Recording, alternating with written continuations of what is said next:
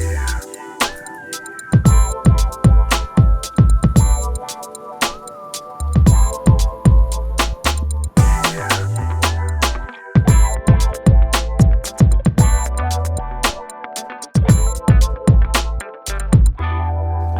name is Wadzi and I am Motzi. I'm originally from Zimbabwe, was born and raised there. I live now in Berlin, have been here for a year and a half, almost 2 years. I work at the Circular House.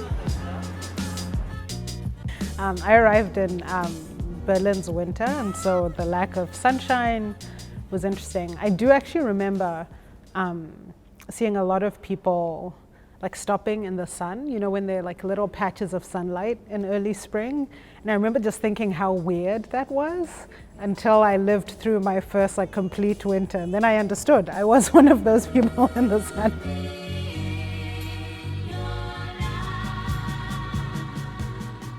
So I went to high school in Zimbabwe, and then I studied international relations in the United States at a small liberal arts college. After my studies, I did a year-long fellowship exploring the linkage between, or the motivation for youth activism in different contexts. I was in North Africa, West Africa, Asia, and Europe. That was an interesting experience.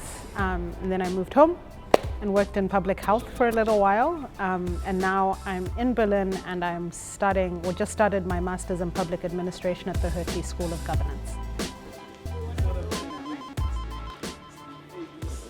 For me, I think one of the biggest lessons I learned in Berlin is just to do stuff. I've seen a lot of posters in Berlin. Whenever there's like conversation around Africa, it's always like in terms of charity and donations and that kind of stuff. And so I really kind of just wanted to have a different conversation about what it means to be African. So for me, the Paiwapo African Story series is really one of those ways. And it started kind of just as a fun project for me and has continuously developed, and I hope will grow. But essentially for me, it was identifying that when we talk about the history of Berlin and we forget to show the stories of the marginalized people on the fringes of that history and people who were active parts in building the city, but their stories just somehow either weren't captured or aren't celebrated as much. And so for me, the story series was not only to help build community around like Africans or people of African descent in Berlin, but also to make sure that there's somewhere where it's recorded that these people existed and they contributed also to the development of the city. It was actually a very significant event in my life. For me, I think that's an important part because a lot of it is just building understanding and building empathy, right? And reminding people that we are human too. And a lot of the ups and downs that everybody else goes through, we go through too.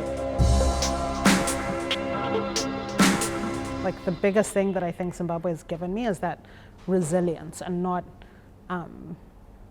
giving up easily. Like our country has been through a lot, politically, economically, like the works. So Zimbabweans are always thinking about how do we make a plan? How do we engage differently? How do we move past the challenges?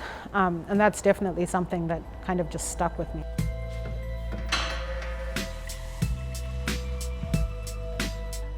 I mean, my first assignment on strategic management is going to be about the platform that I founded, the African Democracy Experiment, primarily because of kind of the history of democratic development on the continent and kind of influences and fiddling, I'll call it, by outside actors. Most people are very disheartened by it. They don't think democracy is feasible or any form of governance that's truly reflective of the will of the people on the continent. And so the platform was a way to start having some of the kind of conversations I wanted to have around like political campaigns in African countries, on the policy proposals that were being presented by candidates in these contexts, people's reactions, people's concerns. I just wanted it to be a space where people could feel comfortable challenging the status quo and daring to imagine a different way of doing business as far as politics is concerned. And so one of my favorite examples from that is a coalition of independent candidates who essentially decided that I mean, we don't want to be affiliated with a political party. We want to focus on the needs of the people, and they had the same kind of banner. Their issues were very community specific and focused on what they were trying to do for their communities. And unfortunately, none of them won, which is really sad. But for me, it's like the beginning of something where people are taking ownership. Generation after generation, we've let the world define what it means to be African, what it means to be African in Europe, what it means to be Zimbabwean, whatever that is. And I think it's high time that we just own that and start defining it for ourselves. And then the world will follow, I hope. If they don't, too bad.